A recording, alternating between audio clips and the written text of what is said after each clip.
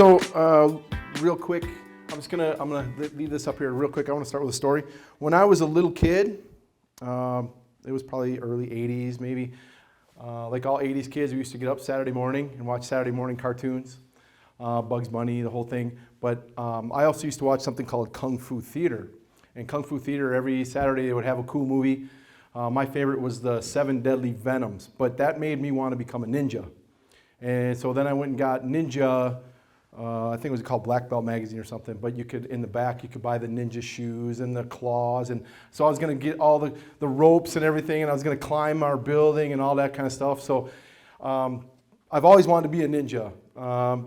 It never worked out for me until I was about 36 years old, so it took a while. But I have roots in wanting to be a martial artist, like I think most people do. I'm just one of the few people who actually gets to do it for a living and get paid for it and love what I do. So today we're going to kind of talk a little bit quickly about the physical benefits. Most people know that physical, martial arts is physical, but there's a lot of other things that go with it that maybe some people kind of forget about or don't know.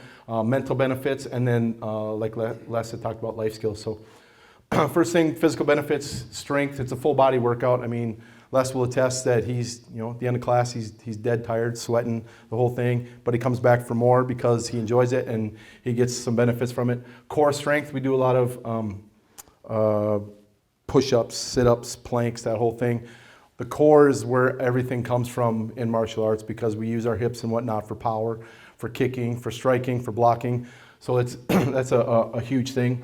Our legs, we do a lot of stances and kicking, so your legs are getting stronger. You're always moving them, you're always stretching them, and then you're coming up with, you're getting tired because I push people until they want to quit, and then we go a little bit further. And I don't allow quitting in my school, so they have no choice. They go until I tell them to stop.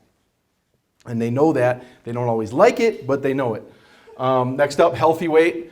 We have an obesity epidemic in our country, adults and kids. Kids, there's about 20% of children are, according to medical, obese, which is not acceptable. That comes from a lot of, they've taken gym class out of schools. They've taken, the lunches are crap food. They eat a lot of fast foods. It's just, there's all kinds of things that go with it. There's just no activity. Kids are sitting on their phones or their iPads. They don't go outside and play anymore. Like, we grew up, I went outside until the lights came on. And then I'd come home, and then if I didn't get home in time, I'd be grounded. Then I'd want to go outside, but I couldn't. So it's kind of the opposite of that now. Now we take away their phone and make them go outside, and that's kind of punishment. So that's unfortunate. Conditioning, we do a lot of, like I said, we go until I say stop. You work hard, you're gonna sweat, you're gonna, at the end, you're gonna be laying on the ground tired, but you got a great workout, your heart is going, it's just a great thing. And then, cardio workouts, I do some kickboxing stuff, I do a lot of other things that just get the heart rate going. We do a lot of running back and forth. The kicking, the training itself, if you're doing it right, if you're doing it as hard as you're supposed to, you're gonna get a cardio workout. You don't have to add, going running 5 miles, any of that stuff. All the stuff that we do, in 45 minutes, I can guarantee you I will get you a cardio workout. So, and like I said, Mr. Les will attest to that. Building stamina, short, fast bursts over extended periods. We're moving a lot, and then we stop, and then we move some more, and then we stop. You're using your entire body, right? You're kicking, you're striking, you're punching, you're blocking, you're all kinds of stuff. So nothing gets left out. And then more stamina will lead to increased training time. So the more stamina you have, the longer you can train, the more you're going to get out of it, and it just turns into this big cycle. So those are some of the physical benefits. And then flexibility, that just comes with the kicking, with the training that we do. We don't do any actual stretching per se, but we do everything that we do when you're kicking. The more you kick, the more flexible you get, and it's just called dynamic workout. So it works really well. And then overall, increases your range of motion. So as you get older, the more range of motion you have, the more likely you are to be healthy in your older years. I'm finding that out. I'm not as old as Les, but I feel good. I was at the doctor today, and he said looking good. So, and then overall better performance. You just feel better about everything. So physically, that's a lot of the benefits you're going to get from martial arts. Now we move on to the stuff I feel is important. Mental benefits. Stress relief.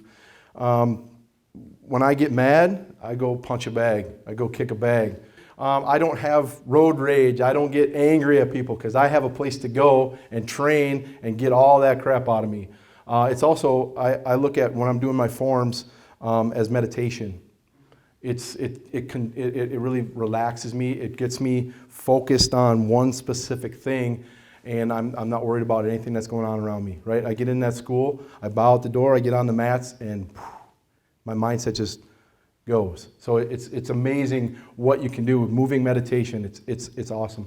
Mindfulness, right? I'm always thinking, I'm preparing, I'm doing things that are getting me ready for whatever it is that's going to come up. I'm mindful of what's going on around me. I'm mindful of people around me. It just keeps me more balanced and focused for what it is that I need to do for the day, right? And then it's very calming, and you might think sparring. When you're sparring, right? We put all our gear on, we kick and punch each other, get kicked in the ribs, get kicked in the head, right? But it's relaxing. It's fun. It is. It calms me down. It's the same thing. I'm getting all that stuff out of me, and when I'm done, I'm tired, and it feels great. And I can just sit down, my heart slows down, and I just feel really good about what I've been doing. So it's very relaxing. Next up, focus and concentration. You're focusing specifically on what you're doing at the time. There's nothing else going on. When I walk into my school, I know what I'm there for. What's going on outside doesn't matter anymore, right? I tell the kids to have what we call a black belt attitude. They come in that door. If you're having a bad day, leave that crap outside, right? Walk in the door, bow, get on the mats, do your thing. If you're there 45 minutes training, when you leave, if you want it, when you go back out, it's still out there waiting for you. But more often than not, they don't get it anymore because they've got all that stuff out of them now. So you're starting to focus on what you're doing. Improves your controlling of your actions, right? You start to think about what you do as opposed to just suddenly reacting to things. You're not angry because you're able to relax and calm and think and take a little time before you respond to something. It's really something that has helped me a lot. I used to have a hot temper, and I get myself in trouble when I was a kid all the time with my mom. So this is something that's really kind of helped me to improve that. I used to build models when I was a kid, and I loved like funny cars and stuff like that, and I'd spend hours on them. And then I get mad at, I'd be almost done with it. I get mad because one thing wasn't sticking, and bam, crash, destroyed the whole thing. And then I'd be upset and just turn into this whole thing. I don't do that kind of stuff anymore. So like I said, you're able to keep your mind from wandering. You're focused on what it is you're doing, the goal you're achieving, the thing that you're working on. Maybe you're struggling with a kick, and you just take 25 minutes and just work on that kick over and over and over again. Nothing else matters at that time. Self-esteem is huge, huge, huge. We have a lot of kids who come in who are outcasts in school. They might be being bullied. They don't have any friends. There's some social issues going on. Maybe we have kids who have ADHD, kids who have autism. They just struggle with life in general, and they come in, and we give them a way to feel good about themselves, to build their self-esteem, to have a reason to want to come to our classes because they feel so good about it. It gives them goals. Kids with autism need focus, right? And if they don't have something that they focus on, they start to wander because that's what keeps them going. So what we do is we give them something to focus on. We have 9 ranks, and each rank is broken up into 2. So there's 18 things that they have, 18 goals that they have to get to black belt. And then in amongst those ranks, there's little goals or stripes that they have to earn. So there's like every week or so they have something that they're focused on working on and getting to, so that way they always have a goal and some place to go. And it gives them that self-esteem to know that they're going to get there. A positive attitude, like I talked about, we call black belt attitude. The way you feel, the way you act, that's important, right? If you come in, I tell my instructors in particular that, if you have a bad attitude and you're teaching, that attitude goes to everybody else. It's contagious. It spreads a lot faster than a good attitude, unfortunately. But if you come in with that good attitude and we have a positive environment going on and all that stuff is happening, everybody's going to be happy. Is this too loud? Okay. So it spreads, right? And when we had 28 kids in class the other day, all having fun, enjoying it. It spreads to the families, it spreads everywhere. It goes home with them, they feel good, and guess what? They want to come back and do it again. Or we can't kick them out. They won't leave. Like, I got to go home, right? And they're still out there on the floor training. So great positive attitude, that sense of accomplishment of achieving something, of earning that next stripe, earning that next belt. When they get to purple belt, I get them a black belt, and I put it up on this rack up on the wall. So when they come in, they train, they bow, they see their name on that black belt, right? They're like, oh. Mom and Dad take pictures of it, right? And we actually have it down right now because we're painting, so it's on the floor. The kids come up and they pose next to it, selfies with their black belt, right? They're so excited about it. It gives them a reason. Like, every time they come into the school, they see that. And if they're coming in 4 or 5 times a week, that's a huge thing for them. I mean, I have mine up there. Right now I'm currently a 5th degree. I have my 6th degree black belt up there. Even though it's 4 years away, I see it every single day when I come in there. And then a cycle of positive reinforcement, right? We don't do anything negative. Everything that we do is all about positive and encouragement. We do have consequences for actions, however. If they do something they're not supposed to do, it's preset. They know what those consequences are going to be. We don't allow what we call the C word in our schools. You guys know what the C word is? Can't. Right. That word immediately puts a ceiling in your brain, and you're just like, all right, I'm done, right? We call it the C word, and if the kids hear it, they go, oh, he said the C word, right? They have to do push-ups, they have to do burpees, whatever it is, right? Mom and Dad, when they take them out, they use it at home too. And my son, when he was, 9 or 10, I always use the story, he had to do push-ups in the Walmart parking lot, because that's where he said it, right? And I tell the kids, like, that's the deal, right? No matter what, you say that word, you have to do whatever it is, whatever mom says it is, whether it's burpees, push-ups, sit-ups, doesn't matter, right?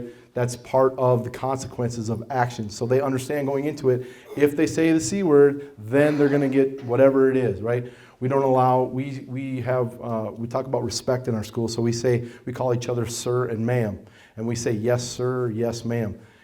We don't allow yeah or uh-huh or yep because it's lazy, right? Same thing applies. If they are caught doing that, then, and that goes for me as well. It's not for just my students, it's for everybody. If we were saying yeah or uh-huh to people, push-ups, sit-ups, whatever the case may be, all the rules that I put on them are mine too. I don't get to be the one telling everybody. I have to do it as well. I've been caught. And that's what happens. Mr. Yarwood said the C word. I'm like, all right, and I got to do it. But they notice that it's not just, I'm involved in it too. So they see that leadership's like, hey, I got to do what I say I'm going to do. So that's my son right there. He was 3 years old when he started. He's now 16. He is my head instructor and my program director, and we're working currently on a new program that he's going to be running himself. And then when he turns 18, he wants to open his own school. So he is a direct result of everything that we teach at our school. I've never heard a negative thing about him, about people that have run into him I call it in the wild.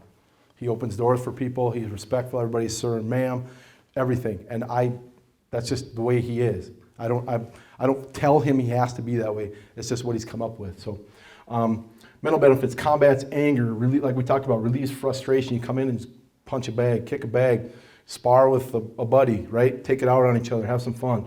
Promotes self-control, right? When you can control your anger, when you can control your emotions, you're going to be a lot better off. If you stop and think before you do something, which is what we teach, you're going to be a lot better off than, typically if you respond out of emotion, you're going to get in trouble. That's just kind of the way things go. And then just like I said, it has that calming effect. You just feel better all the time. I love it because I'm just calm. I rarely get angry, and if I do, it's for real, right? It's because something really made me angry. It takes a lot for me to get to that point. So if I get angry, I used to teach football, little kids football, and my buddy is very quiet, and I'm very loud and introverted, right? One day they were doing stuff they weren't supposed to do. He started yelling, and I went quiet. And all the kids were like, uh-oh, right?